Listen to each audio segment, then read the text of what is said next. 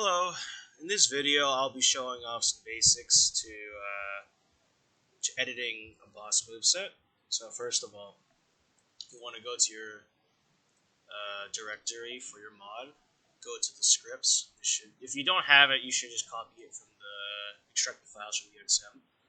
So basically, all of these are DCX packaged files of each map. AI common means it runs in every map. This is M10, which is Harada. This is Ashina Outskirts. This is Ashina Castle. I've already B&D'd, already Witchy B&D this. When you Witchy B&D this, it unpacks it, and you go through, you open it, and then now these are all the AI for the enemies. So you want to look for the battle.lua.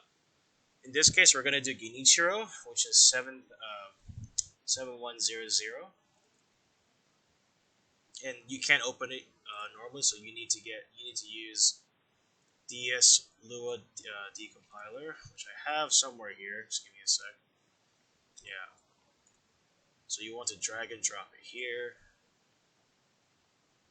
do its thing, and then it should create a decompiled version. You can delete the original version actually, and then just rename this. The game will recognize decompiled or uncompiled or compiled versions of the Lua. So this is all readable, so it's fine. In fact, you should probably change all of this to like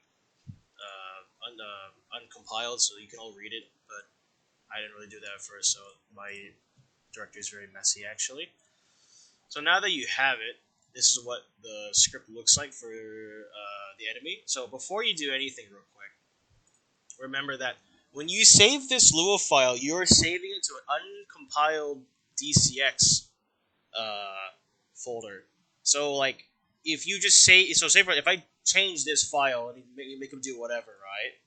And then I go back into here, and then I go open the game, it won't apply my changes. You will have to right click and Witchy BND this, which will basically recompile it back into the actual DCX folder file, and then the game will read it. There are ways to make it so you can hot load. What I mean by hot load is basically you are able to load the Lua file directly into the game while you're in the game. So say for example, you can change an attack and then you can hot load it in the game, or you can hot load it while you're playing the game and then test it immediately. This is way, way better than just closing the entire game, Witchy B&D the DCX, and then running the game again. That's what I used to do before. Then I realized, wait, I'm stupid. You can just load it directly using Lua. I'll show that later. But I won't go over the entirety of this, but just the main idea. I already have some other videos about it. But before we get into this, let's open up DSAnim Studio, and then let's open up. Let's take a look. I'll just open up. This is kind of weird. You would want to edit. You would want to copy the character folder into your mod directory, but I haven't. So I'm just gonna go straight into vanilla, and I'm gonna open 7100, which is Genichiro.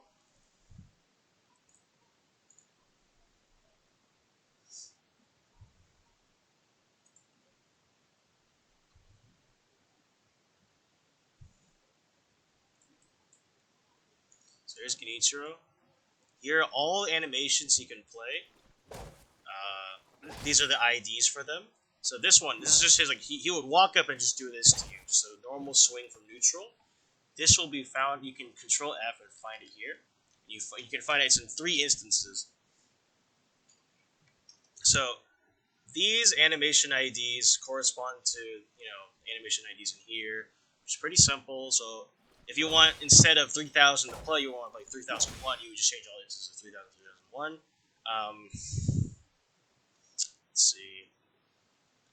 So you can go ahead and take a look through all this. This looks really menacing, but it's actually very intuitive once you get used to it. Like, say for example, this is the hitbox. As you can see, invoke attack behavior. We'll worry about this later. And this is the. Okay, actually, let's just slow down here. Maybe I should go into this for now. But let's just focus on the AI portion of this for now. Okay, so I'm using the decompiler, or a little decompiler that actually renames a lot of the variables. like distance enemy equals AI get distance. This is normally not actually like distance enemy. It's normally just a placeholder. If you just use the DS Lua decompiler from Catalash. I think I got this from Eli. I can't pronounce his name, but I can link it later. But let's just go. I'm just gonna give the main ideas because honestly, I don't know how this works in the ins and outs. But most people don't really know how like the scripts work like inside and out.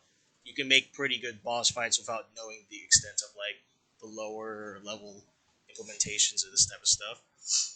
So let's just say that let's just see that goal to activate. This stuff is okay. So actually, these are pretty important if you're trying to register a completely new battle goal AI. But I have a video on that, so let's not worry about that. So let's focus on goal to activate. This is essentially what is firing, no matter what. Like if the enemy is just doing nothing, this will fire. This is like kind of like where it all begins. So most of this stuff is just initializing like integral parts of the AI. Let's ignore this for now, but let's just say that probabilities. So this is basically an array. Imagine an array of possible actions. So you can do like action 1, action 2, which are let's just scroll down real quick. You have a thing called act 1. So basically, from the goal to activate, which is essentially where it all starts, where like the enemy's calculating what to do against the enemy or the player, it can possibly pick action 1 or act 1.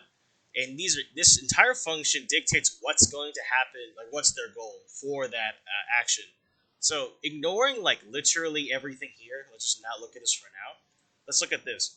Goal, add sub goal, combo, attack, tunable spin, all these yada yada yada. So first of all, this is just syntax. This is the goal, add sub goal, which is like, it's not top goal, but a sub goal essentially like the enemy will attempt to do this type of action. Honest to God, don't know what tunable spin is, but kind of imagine it. Imagine tunable spin as combo begin, which makes sense when you think about it. It's like a sandwich. Combo begin, combo repeat, combo repeat. This can infinitely repeat, by the way. Combo repeat, and then you can have combo final. So it's kind of like a sandwich in that sense. These are the parameters for the sub goal. 10 is just like this is like a timer. So like if Genichiro is attempting to do 3000 as the animation, and this doesn't like happen in 10 seconds. If Genichiro crashes, he'll just wait for 10 seconds, give it up, and try going back to a different action. This is kind of like this is more of like a safeguard to just not immediately break the fight whenever an enemy crashes. This actually does happen in base game several times. Like Genichiro can crash for 10 seconds and then he'll it'll time out and then he'll just give up and do something else. You can just leave this at 10 or like whatever. It's really not that bad. This is the target. 99% of the time it's gonna be the target enemy unless you're trying to target like a weird like outlier like in the map. This is the successful distance. Usually you just put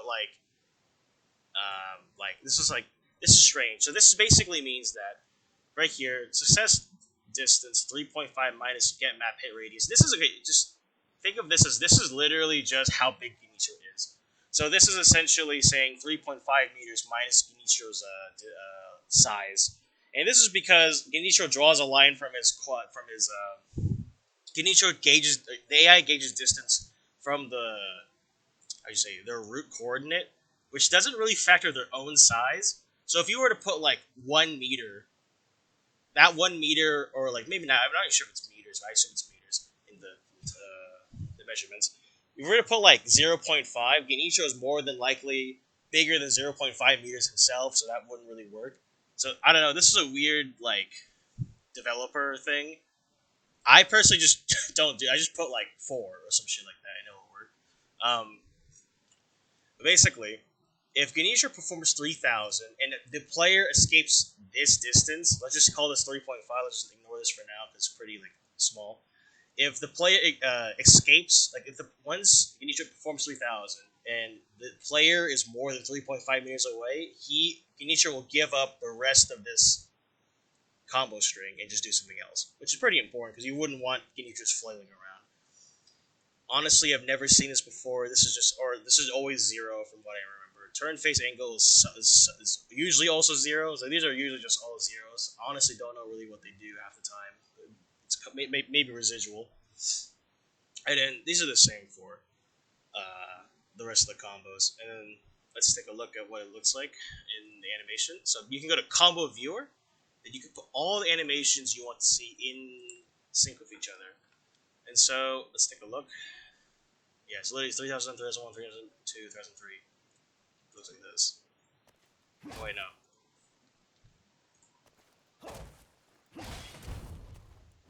So that's his. This is action 1. This is what happens if the player basically stands completely still, doesn't even attempt to defend and stuff like that. As you can, let's get out of here, and let's take a look at random. So random is a variable that's initialized up here. Random uses the get random function. This is spelled incorrectly, by the way. Get random int 1 through 100. So you get a random integer from 1 through 100. Less than 30. If you get less than 30, perform this. If you get above 30, do this combo instead, which is slightly different. Honest to God, I didn't actually notice this. This is kind of unrelated. This combo kind of sucks, actually. This is vanilla. Because you have this combo, which is basically two of these attacks. And then an instant elbow, and then delayed attack. But then this variant has a normal speed attack. We're going to check real quick.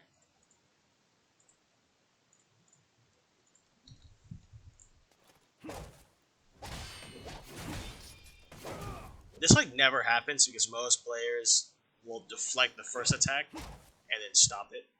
If you did, I assume you know by the viewer knows by now. If you were to deflect this attack, Genichiro kind of bounces back, which will completely interrupt everything here.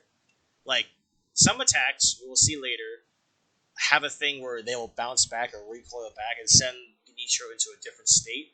This will completely interrupt what's going on here. If you were to remove that, stagger, you can deflect the entire combo and it won't stop him, which is what a lot of mods do because the mods do more attack stuff. Okay, so now we understand this. This is essentially saying there's a 30-70 chance, there's a 30-70 split, where 30% it does this, 70% chance it will do this. This is for action 1. And let's spread out even further. So these are all initialized variables or whatever. So this is really important. This is approach, act, flex. This is a very so how you say it? It's a very loaded function, which will basically tell how Genichiro will approach the player and what to do at a certain point. Because say, for example, if Genichiro chooses this action really far away, you wouldn't want him to immediately start doing these attacks because why would he? Because he's so far away. This function is basically telling Genichiro just to run to the player and do certain actions at a certain distance. So you can see the AI goal. These are just normal parameters from the function. So you want to worry about it. These are always the same. There's the stop distance. So you want to see that Genichiro will stop at this distance, which is 3.6 meters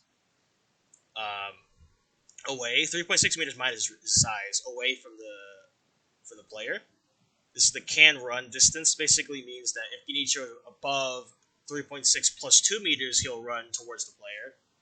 This also means that if Genichiro is below this distance, in between 3.6 meters, I should ignore this because it's kind of annoying me. Let's imagine if the player is below 3.6 meters, he will do these actions. If the player is in between 3.6 meters plus 2, so 5.6 meters, Genichiro will walk towards the player. If Genichiro is further than 5.6 meters, Genichiro will run, which is the can run distance.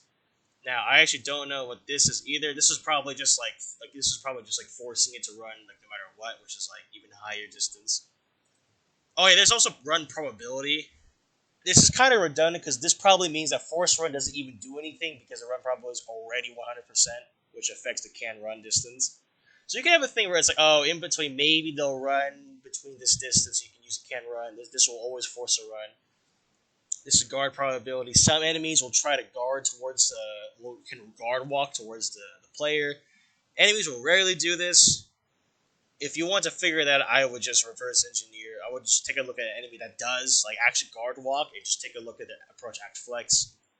This is the walk life. I actually don't know. It's probably how long they will try to get to the player before giving up.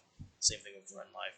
I actually haven't really tested this. Honestly, you can kind of just like guess and like just take one from a different function and just kind of more or less get it to work.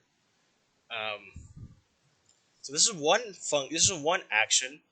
All other actions are pretty similar for the most part. So let's take a look. Let's branch out. So this is one whole action. So this is basically Genichiro walking up to the player and doing this combo, as we can see, and it's two variations. Let's take a look at how the act works. So Act 1, let's see, is registered here. You just need to put this if you want to register an action. Let's ignore this for now. So let's take a look at the top. This is basically the level of priorities of Genichiro when he's trying to gauge to attack you. So let's see what's simple, because these are really like edge cases. This is pretty simple. If the distance is above 7, do these two actions. You either do action 10 or action 15, and these are the chances. So this is weird. These are basically like, I don't know how to describe it, but let's say you are built above 7 meters. Basically, probability 10 has a 300 divided by 900 chance to occur. This is because the total amount of weight is determined in this one else if statement if this is selected and like chosen. And so let's take a look. Oh yeah, so this is a 300 out of 600 chance to occur. It's like that because you can have extremely variable like weighting. Like this, even this is number 3. Everything is like 1 digit, 2 digit, but then there's like a really really high like weight here. So like you can do stuff like that. It's kind of like it's very dynamic weighting. So if you want to just make this super overweight, you can just do that, add a bunch of zeros, but let's not do that. And so if this is enemies above 7, do these two probabilities. This one has double the chance of the first one. You can take a look at probabilities 10, which is probably Act 10. Take a look, 3006 is probably a long distance action. So this is a gap closer. So if Genichiro is above 7 meters, he will probably attempt to run towards the player, and at a certain point, try to gap close using this. This will make it so if the player is close by to Genichiro, he won't just randomly approach it. You won't just do this like really close, because why would he? You can play around with that. It shouldn't be that hard. These are really high priority edge cases that are really different for like most enemies. I don't know. Off the bat, I can't really read what this is. Actually, this one basically just says if the player is behind Genichiro, do these two actions. These are probably turnaround attacks, and maybe turn around with a bow or something like that. I think this is whenever the player breaks posture. Genichiro is a unique action to try stabbing him on the ground. I don't really know what all this is just from off the bat, but as you can see, it goes 7 meters, 5 meters, 3 meters, and then you get else statement, which is essentially like less than 3 meters. I would say that like you would think. Okay, let me think real quick. I'm stuttering real quick. Yeah, so if the player is above 3 meters, but not above 5 meters, this will be chosen, and these are the actions that can happen. So beyond all of that, we have all these like calculations at the bottom. This is basically saying, for the most part, like this runs top to bottom. So if you set probability 10 as 300, and you were to at the bottom have a different statement, like say for example, like probability 10 occurs, or act 10 occurs because you chose. It's like it can choose. Yeah, it's up here, right? And so it's set to 300.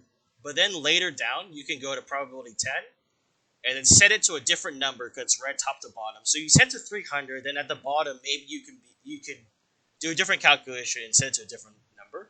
So in this case, this is a set cool time function that's made by FromSoft. You can take a look at it later. But for the most part, this literally just means that action 10 equals yada yada yada. These are just syntax. And this animation ID has to occur. So if this animation ID occurs, 3006, which is the gap closer, right? We just looked at. For 15 seconds, probability 10, so action 10 is set to 1. So this means that probability 10, or action 10, can be chosen, which means Sekiro will do this animation.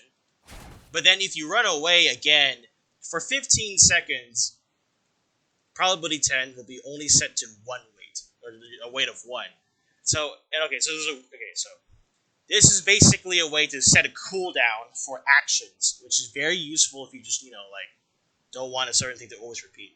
One thing to remember, the 1 here is still a 1. So this means that probably action 10 can still occur. It's just a monumentally small chance, because now this is, imagine the other action in that distance check was 600, so now there's a 1 to 600 weight, which is probably never going to happen realistically, but it can.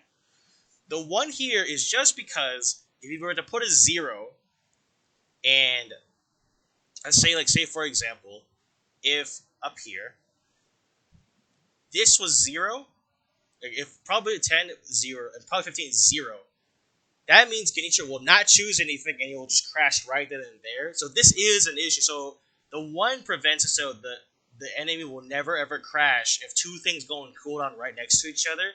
But this is still not a very good solution, because if 2 things go on cooldown to 1, because you see that this is 300, this is 600, this action 15 is double the chance of 10. If both go on cooldown, if Genichiro uses both, they're both 1. So they're no longer 300, 600 split. It's a now 1-1 split, aka a 50-50 chance, which you may not want. And this has actually caused a lot of weird quirks in AI, such as Sourcing Ishin.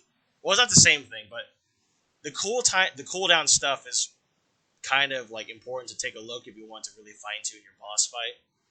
Say, for example, Sourcing Ishin Phase 3, he'll try killing himself with lightning because he never puts a cooldown on the lightning, and it's kind of a weird issue that he never really put a safeguard against. You can do other things here too, you can do other calculations. If there's a timer, you can set timers. You can set global timers for this AI script. So maybe the timer is how long ago the player healed, and then you can change probabilities or add probabilities or whatever. So this is essentially how you would want to. This is that's the basics of the goal.activate and act functions and how they work and cooldowns and the main branch here. Okay, so that's a lot. There are 2 other ones that are really important. Other ones are kind of self-explanatory. You can kind of take a look at yourself. Kengeki is basically the counterattack branch or counterattack function. So essentially, this is whenever you deflect Genichiro. So whenever you hit him and you deflect it, it will play one of these animations. So when he plays this animation, he gets a special effect of 200, 200. You can take a look, Control-C, Control-V, and you can, or Control-F and then Control-V. You can see when Kengeki effect, so basically when the counterattack special effect is 200, 200, choose all of these, or go through and choose which actions you want. So these are different from acts, but they're basically the same. They're just it's a different function, essentially, or different array. These are Kengeki 01, Kengeki 02. These are just counterattack options, and these are way more simple because you don't have to gauge distance or anything like that. It's literally if Genichiro gets deflected and this effect plays, choose a counterattack respective to that special effect. So this is how the game gauges. Say for example, let's take a look at Kengeki 3. This one's really weird all of a sudden, but take a look. You can take a look here. So that's how it would look like. There's a probability that you deflect Genichiro 200 special effect plays. Then during the judgment of the Kengeki function, you can choose probability 3, and then it will come down here and play Kengeki 3. This has the same structure as the activate with the registering, set cool time, and all this stuff. So this is essentially another goal.activate, but just purely meant for counterattacks, which is also why Sekiro's counterattacks are really good. Sword clashing is really nice because it's very fine-tuned to have different reactions for different scenarios. Also, there's two different directions for almost every single enemy that plays swords and stuff like that. So you wouldn't want this to happen. Actually, that looks alright. But like, you wouldn't want like him to get deflected and him play like a really like strange animation from a different side of his body. Like Kanisha's animations are really good in general, so I'm having trouble finding one. But you can kind of see the poses before the animation plays. So 3068, this will probably sync up nearly perfectly. Oh, I guess it did, but still. You wouldn't want to play it from 3070 because this is the opposite side. You see, it's very twitchy. Like you wouldn't want that. It's not very good. It kind of breaks immersion. All of this doesn't really feel very fair. But if you do something from the same side, it looks very nice.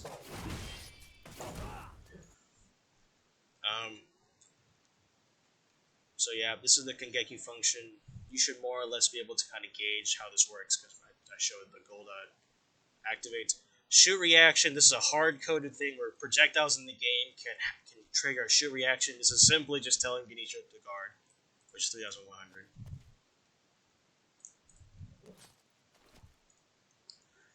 There's an interrupt function. This is very important for most modders. The interrupt function gives a lot of control for modders. It gives them a lot of unique tools to kind of like play around and give on-demand like decision making rather than all these actions and counterattacks. Because say for example, maybe you want Ganesha to check for something during a combo. You can't really do that in actions. Actions or acts are basically just instructions just to go out and like, walk up to enemy, hit him 4 times, and it doesn't really account for anything that happened in between. But the Kangeki function, kind of like, how would you say it? The Kangeki function covers all the counterattacks that could happen. So those are really, really like, very common instances, which is why they have dedicated functions. The interrupt function can be anything you want that happens at any point. So let's take a look. What's 3017? Let's take a look at this. Let me just see if we can find an example. Let's take a look. So interrupt function basically means that this is always running, and you can have, usually you want to use special effects, because special effects are very flexible. You can use special effects to tell, like whenever a special effect is triggered and it's registered here, is interrupt activate special effect. If, let's say for example, this interrupt effect 5031 occurs, then this judgment is immediately played in the middle of combat, like real time. So this is basically saying, I don't know what this is. This is F26 level 4. Oh, good. Gen Ninjatsu Num, that's just health bar. So this is literally saying if the health bar is 1. So this only happens in like his second phase. And if the player is more than 4.1 meters away. So this is basically saying whenever Genichiro has an effect of 5031, he will check if he's second phase, he will check if the player is above 4.1 meters, he will clear the current combo he's doing and attempt to shoot the player. This, for me, just looking at it, is most likely his floating passage whenever he's charging up. Let me just take a look, though.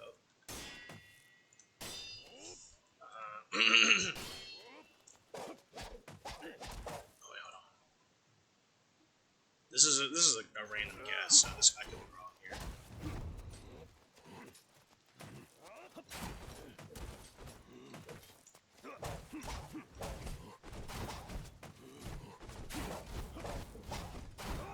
No.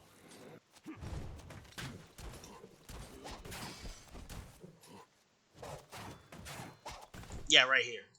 So this is probably meant for only inner. Oh, no, second phase. Weird. So whenever Genichiro plays half a floating passage, at this moment right here, he will create the judgment of all this. So when at this moment, he will check if he's second phase, check if this, clear some goal, and then shoot the player. So it would look like something like this.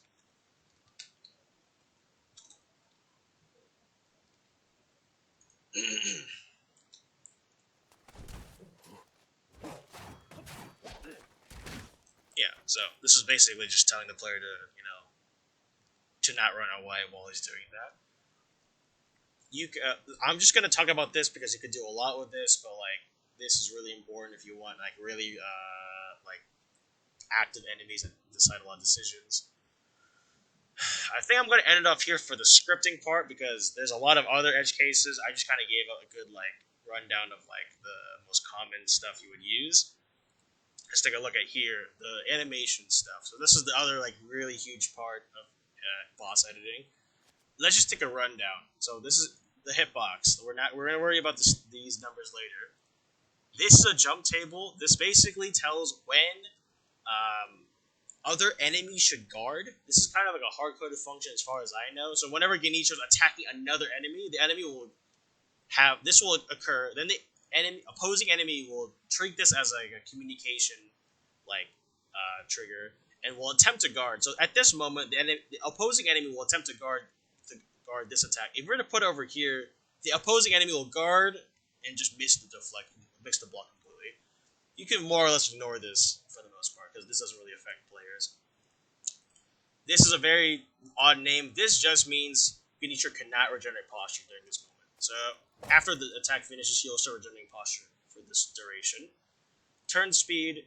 This is just the turn speed of Genichiro. Obviously, you don't want the turn speed to be super high while the hitbox is occurring because that means you can't dodge it at all. That's why the turn speed is 0 here. These are weird function names. Jump table 122, jump table 73. This basically just means when he's able to guard. So while he's swinging and you throw an attack, he can throw a block up during this. But then once he's actually about to commit to the swing, you can hit him and you will not block. At this point, these jump tables occur again and he will start to block. He will be able to block during this entire duration. I don't know what this is, honestly. This is like unique to Genichiro for some reason. These play sounds. You can right click to play the sound. It's very nice. This is ignore this. I don't know why. 420 FXID and all this. This doesn't really show up anything at all. I don't know how these work. These are responsible for a lot of things like head turning and vertical aiming. I would just keep these the same for the most part.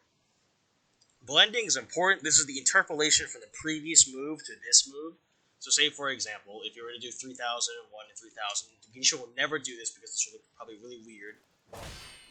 Actually looks pretty decent. But if you were to change the blending of this will basically show how snappy the animation is from each other. So if you were to change it really, really small and do it, it's going to look bad because it's going to immediately teleport to the next animation. If you were to make it really high, it's going to look really sluggish because it's basically trying to interpolate 3001 to 3000 really, really like high. Like it looks very smooth. And so you would want to make sure this is a really good way to like make combos look smooth together. Because most animations do not end perfectly with each other because that's really unreasonable. But this is very, very convenient and very nice for modders to use. These are really important jump tables over here. Basically, and if combo AI combo attack queued, this is basically means that as soon as Genichiro hits this point, he will continue the next attack for a combo. So 3001, you can see right here. As soon as he hits it, he'll continue. If you were to change the timing of this, like over here, this means he will cancel it here, like that. Very important. If you want to change how the combo like timing occurs. Over here, these are more general jump tables that you'll not use much. And if an AI attack queue, this basically means if Genichiro chooses another act and this, or it basically means that like when the animation gets to this point, 3 things can happen. Genichiro can choose another act, which this basically means he can choose another act. Genichiro can attempt to like step out of the way. So sometimes if you're behind Genichiro, he'll attempt to. There's something in the script which is a step or a spin step. You can check up here. Yeah, there's a couple of spin step goals, which basically just tells Genichiro to like dash and turn around. So if you're behind him, this gives him the ability to maybe check and turn around. And if AI move queued, I don't actually know what this. I think this just means that he can just start moving towards the player. It's kind of very general, but it kind of goes to show I don't really use these that much. You basically treat this as like when Genichiro can fully go back into neutral, you would just want to use these 3 jump tables, and this is for the combo itself. Let's take a look at other things. Set movement multiplier is very important. Honest to God, I kind of forgot these numbers, but they're all crazy looking. But this you could find we can probably document and pin this later of what these numbers mean, but this just changes how far can you triple gap close using this root motion. So this will multiply this root motion to be farther or something like that.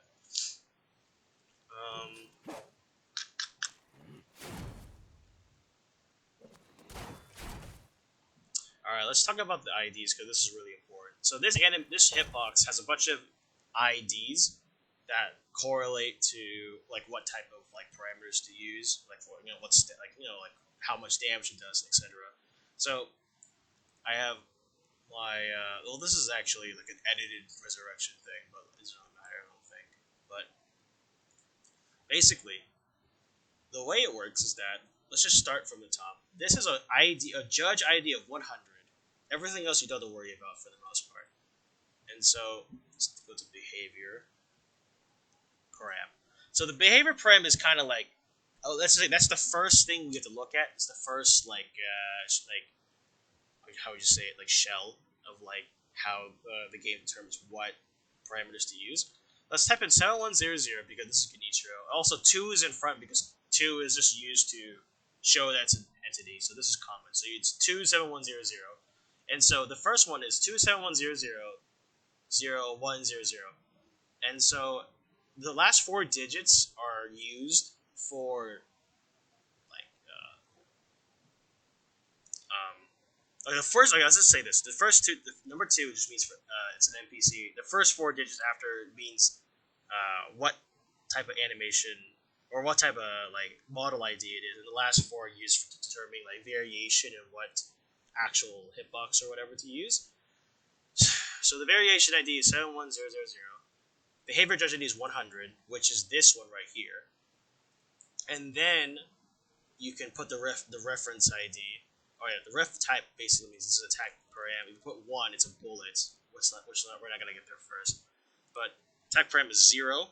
The reference ID, so is this, and this is just the category source NPC. So you want to Control C, go here, go to attack param NPC, Control V, then you would get the these are all the numbers for the hitbox, or all like the parameters and important aspects of the hitbox here.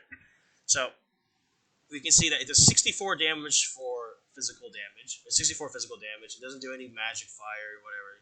It does about 9 posture damage unblocked. This is how much posture damage it does when blocked, which is 18. Let's take a look. So a lot of this is like you can kind of ignore for the most part. This is how much damage. Yeah, you can actually see right here. Amount of knockback is hit when not blocking. Amount of knockback while blocking. Amount of knockback when deflecting, which is really low. You don't look at these are kind of for the most part the same. I added a few of these numbers. Damage level is super important for the most part. I will probably have to attach like a list of what these are. This is basically how much stagger the attack will play when hitting an enemy. 2 is the most common and basically means low hit stun. 3 means medium hit stun, which will slow down the player. In this case, for my mod, I added to 3 just to slow the player a little bit down before counterattacking. This right here is important. This is the animation that will play when the attack is blocked, which, okay, no, this one's not important. Just deflect is way more important. So, normally vanilla, it's 1, which basically means he will play this animation when deflected. Like that. When you deflect him, it will play this animation. That 1 basically means that. If you were to put 11, that means nothing happens. You deflect it and you'll keep going. If you were to put 2, the next variation plays, which is the other one. Obviously, you just want to keep it as 1 for this attack. These are meant for the player. It just basically shows what direction the player will play, or what direction when the player blocks and what direction when the player deflects. Just hit enemies. For the most part, you don't have to worry about this. This is the hitbox. This is really important. This is the radius of the hitbox. This is the location of the hitbox. So it's like it's basically drawing a cylinder from drawing a capsule from one to another. I'm not going to save this. I have a really weird setup. I'm just going to change my own Genichiro real quick or just show it off. Hopefully, I don't forget about this. But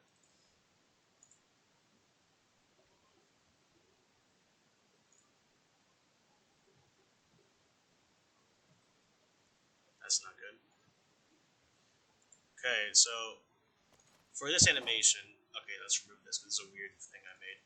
So this is the this is the hitbox right here.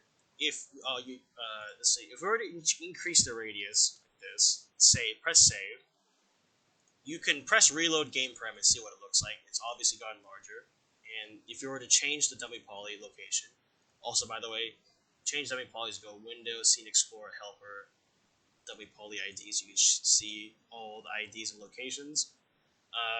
So say for example, if you were like weird, you want to attach it to its chest, you would want to change from 300, or I guess 11 to 220. This is its chest location. You can press save, and you can press reload. Oh, I guess I did it incorrectly, but that was the hilt to the chest. And so this is how you change the location of stuff. Change it back, and then you can reload. Also, this has hot loading. You can what's called again.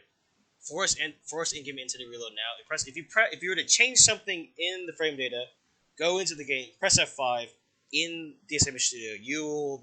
All new edits you made here will apply to the game like instantly, or not instant, but real time. So this is very good for development. It's just see how fast you can see your change really quickly. You can do the same thing in Dark Souls Map Studio. You can press F5 and this will hot load. I don't have the game open, so I won't hot load.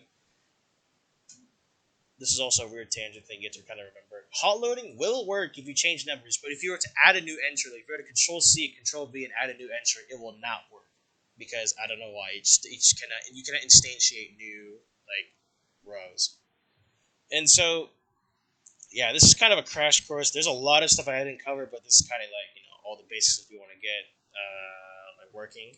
So if you wanted to make a completely new hitbox, you would start with behavior param. Where is that? Start with behavior param. Control C, probably this one. Increment by 1.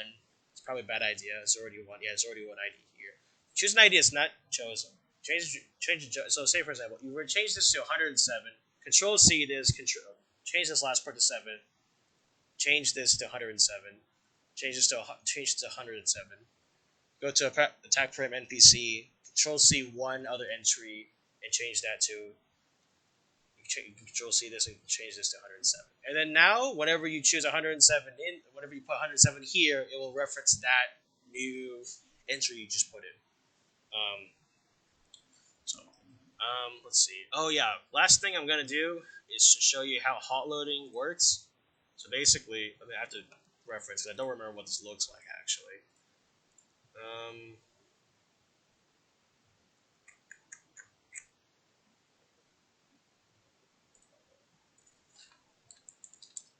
Oh yeah, I forgot I have a dedicated function. Just give me a sec.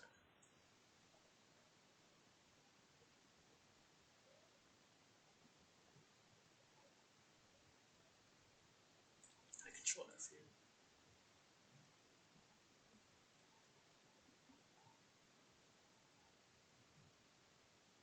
TC. Well, that's okay. I'm just gonna find it. AI thing. So this is Lady Butterfly.